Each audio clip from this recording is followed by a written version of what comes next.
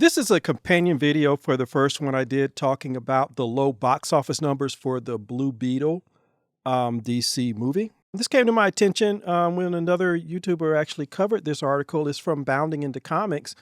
And in this article, it talks about the Marvel's director, Nina DaCosta, reveals Kevin Feige lukewarm on her pitches for a sequel. It says success of female-led films now depends on whether or not the movie's good. And of course, this goes into the whole agenda that a lot of people feel that Marvel and Disney and other studios are using this day. And unfortunately, it also rolls into the representation aspect of these films. And I hate that because representation has always mattered. And I hate that so many of these films that have rushed to just have representation have also not been good films. And as some people take from this article, it also implies that there's still that agenda at work. But Disney's in trouble, Marvel's in trouble.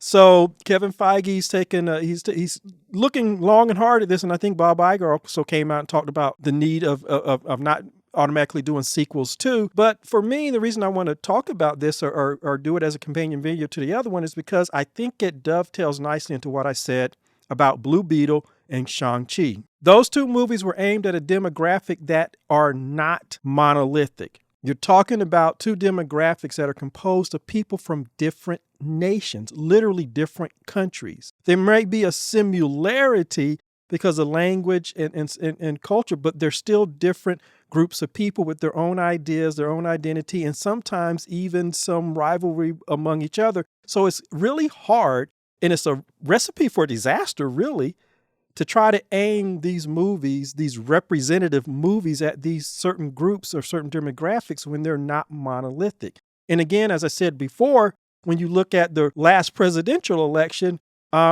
people on the left, the Democrats, they've really had to focus and they were forced to come face to face that when it came to Asian and Latino voters, they are not monolithic, that there's a healthy number of them. And you can go to the Pew Research Center and they do an entire breakdown on culture and race and things like that. And it shows that there's a healthy number, particularly with immigrants. And it also applies to Black immigrants also, that there's a larger percentage that skew conservative.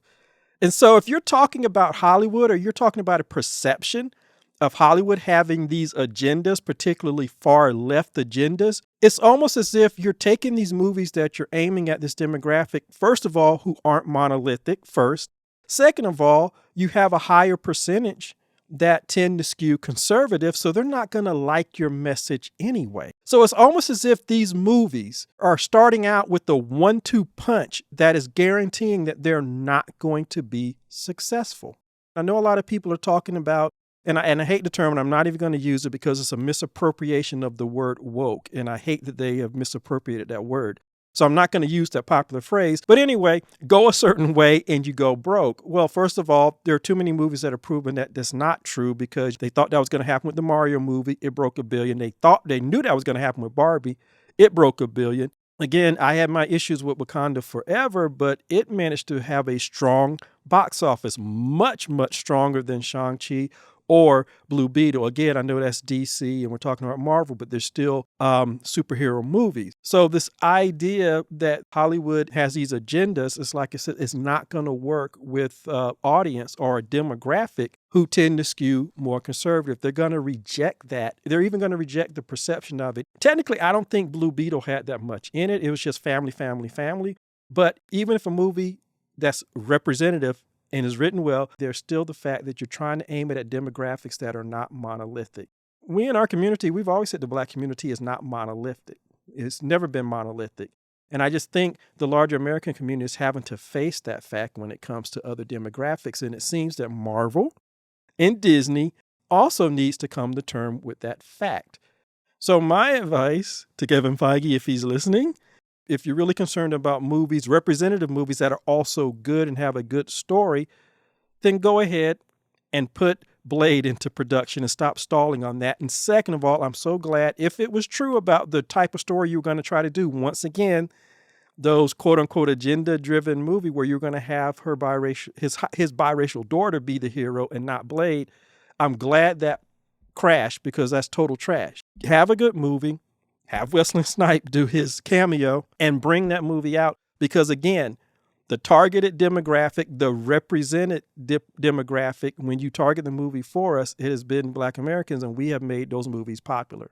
Far more than Shang-Chi, and it looks like way more than Blue Beetle is going to do. Again, something might happen and it might grow legs. I don't know, but I seriously doubt it.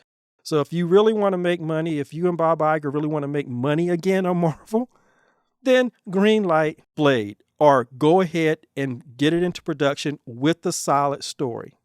And this is just a thought off the top of my head as I close this out, but wouldn't it be interesting if, like the first Blade movie, which came out in 1998, and everybody agrees that it resurrected the superhero movie, it rescued Marvel, wouldn't it be something if all of these years later, this new Blade came out and it did exactly the same thing? It resurrected the failing superhero genre, and it also rescued Marvel. You can't write this stuff. It's almost like it's meant to be. So make the movie, make it good, get rid of all the little stupid things and the mantle changing and stuff. Victoria Alonso is gone. She was supposedly the mantle queen. She's gone. Stop the crap. Make the movie the way it's supposed to be. Let Wesley Snipes have his cameo in it, and let Blade save your behind again like it did back in 1998.